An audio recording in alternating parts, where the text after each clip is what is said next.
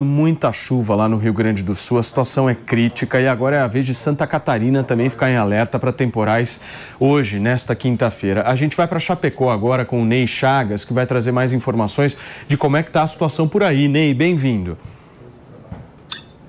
Bom dia, Paulo. Bom dia a todos que acompanham o Morning Show. Realmente a região sul está em alerta. Há um combo aqui em Santa Catarina de uma frente fria, mais um ciclone extratropical que mantém o tempo chuvoso com possibilidade de temporais e rajadas de ventos de até 70 km por hora em partes aqui do estado de Santa Catarina. Nesta quinta-feira, uma instabilidade devido a uma frente fria combinada a uma área de baixa pressão que atua aqui no estado, trazendo chuva pontual e moderada, principalmente aqui na região de divisa, né, com o estado do Rio Grande do Sul, que tem enfrentado aí nas últimas horas, nos últimos dias, um grande volume de chuva, temporais por lá também. Então, nessa região, há possibilidade, sim, de chuva pontual e moderada nesta quinta-feira.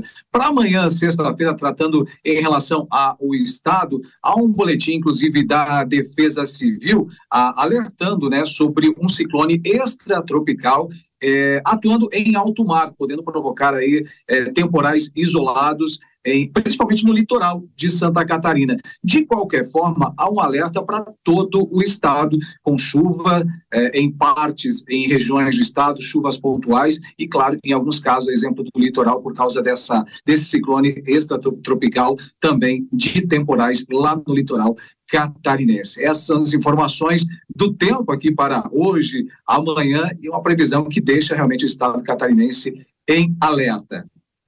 Muito bem, Ney, obrigado, viu, meu amigo, pelas suas informações aí. A Jovem Pan em todo o Brasil, Ney lá da Jovem Pan FM de Chapecó, nos atualizando um pouco sobre esse alerta preocupante em relação aos temporais lá no estado. E olha, daqui a pouquinho o governador do Rio Grande do Sul, Eduardo Leite, vai entrar ao vivo para conversar com a gente, porque o Rio Grande do Sul está vivendo aí um período muito complicado em relação às chuvas. A gente tem imagens aí, Lari, não sei se tem imagem das chuvas no Rio Grande do Sul.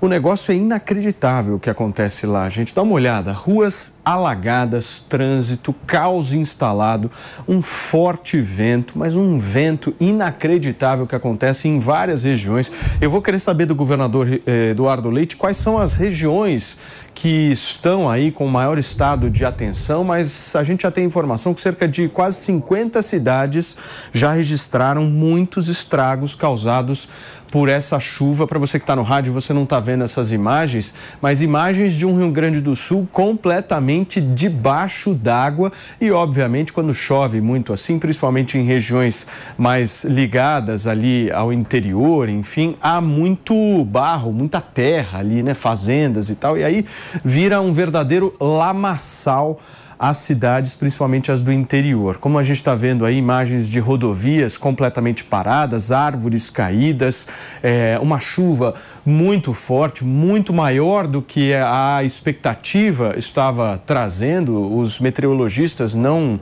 estavam prevendo uma quantidade de chuva tão forte assim, mas todo ano é aquela história que a gente já sabe, né, gente? O meteorologista fala que, olha, a previsão era essa, mas aconteceu algo maior do que a previsão e a gente fica também numa situação sempre, talvez, de dar essa justificativa, mas a cena é a mesma. Se você, por um acaso, digitar chuva no buscador ali da internet e colocar qualquer uma das cidades que você queira, você vai ver uma notícia repetida durante décadas no Brasil de gente morrendo, gente perdendo seus bens, gente não podendo trabalhar, gente não podendo sair para produzir de alguma forma, gente vivendo dentro de um verdadeiro caos. E o governador do Rio Grande do Sul vai conversar com a gente, porque a gente quer entender o que o governo do Rio Grande do Sul está fazendo, a gente quer entender como é que está a ação por parte do governo federal, se o governo federal está chegando firme para ajudar o estado nesse momento e como é que está a orientação principalmente para as prefeituras, né, gente? Porque no final das contas, numa situação dessa,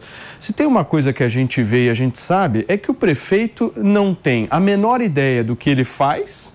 Ele vai simplesmente ser reativo, né? Então caiu uma árvore, aconteceu alguma coisa, e o prefeito também não tem dinheiro, porque esses municípios pequenos, eles não têm a menor infraestrutura para obras de grande porte nesse sentido. Então, o que que o Brasil vai fazer, né? Como é que o estado do Rio Grande do Sul vai trabalhar nesse sentido? E não apenas o Rio Grande do Sul, mas a gente vê essa situação das chuvas acontecendo. Vimos recentemente, inclusive, o próprio Rio de Janeiro num verdadeiro caos. Aqui em São Paulo também, a gente está muito acostumado com isso. Então a gente quer entender qual é o plano Brasil em relação a essa questão das chuvas, porque já passou da hora, certo, Pepe? Não, já passou da hora, realmente, né? E uma coisa que me impressiona, Paulinho, eu acho que todo brasileiro tem o mesmo sentimento, é que chega verão, é a mesma situação, né? Chuvas fortes, alagamento, pessoas perdendo tudo que tinham, não é? E o poder público não consegue previamente evitar esse tipo de situação, não é? Minimizar o risco. Eu lembro que na década de 90, eu gosto sempre de lembrar disso, né? A gente falava em mitigação dos efeitos climáticos extremos, né? Do efeito estufa em geral. Agora nós estamos vivendo a época da adaptação. Não dá mais para a gente voltar atrás e minimizar as fortes chuvas que estão cada vez piores, porque o aquecimento global é uma realidade. Então, a gente tem que se adaptar à situação. E o que nós temos que fazer para nos adaptar, para pelo menos minimizar a questão das chuvas fortes no verão? Nenhuma autoridade pública no Brasil, nível federal, nível estadual, nível municipal, consegue responder essa pergunta e consegue traduzir essa questão em efeitos concretos. Não tem nada.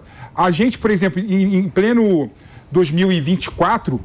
a gente não consegue nem mandar, eu não recebo nenhuma mensagem de celular de autoridade pública falando que vai ter chuvas fortes para ficar em casa, para evitar determinadas regiões. O básico a gente não consegue fazer. A tecnologia está aí para ser utilizada para algo assim e a gente não consegue fazer isso. Então, infelizmente, nós estamos muito atrasados como sociedade e como um movimento para evitar esse tipo de situação. O que acontece é o seguinte, o Brasil é um país ultra centralizado no que se refere à questão administrativa. Prefeita tem que sempre pegar o avião, bater lá em Brasília e pedir, pelo amor de Deus, para ajudar. Ou seja, você não tem um processo de descentralização de recursos no Brasil. Está tudo concentrado na União. Se analisar as porcentagens, o Mano Ferreira sabe muito bem disso. Então a gente tem um problema administrativo aí. Nesse caso é o seguinte, qualquer prefeito e qualquer prefeita que vier a público falar sobre a questão das chuvas, saibam uma coisa, ele não vai resolver, porque ele não tem dinheiro para isso. Exceto em grandes cidades, como São Paulo, que tem um pouco mais de orçamento. Ele não vai resolver a situação. Então ele vai fazer todo um discurso, aquela coisa toda, que os meteorologistas estavam prevendo isso, mas aumentou e tal, não sei o quê, que olha, uma fatalidade e tal. Mas no final das contas não vai resolver, porque não tem dinheiro, mano. Mas nessas horas, Paulinho, a gente tem que também lembrar de alertar o cidadão de que não é por falta de pagamento de imposto. Porque o brasileiro paga muito imposto. Falta dinheiro para infraestrutura porque a estrutura do Estado brasileiro está distorcida, porque a gente gasta muito dinheiro com a máquina. A gente gasta no Brasil desproporcionalmente com folha de pagamento, com aposentadoria.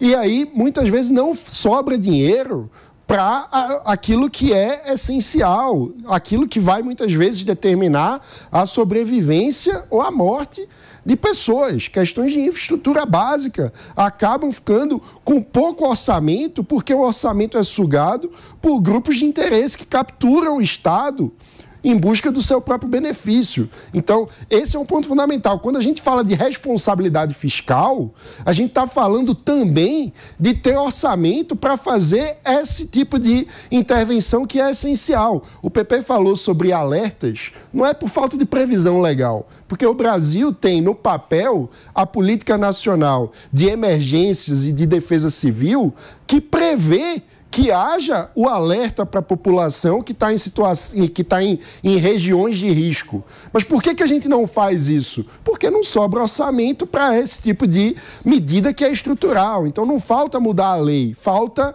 ter responsabilidade fiscal e administrativa para usar bem os recursos dos muitos impostos que o cidadão brasileiro paga.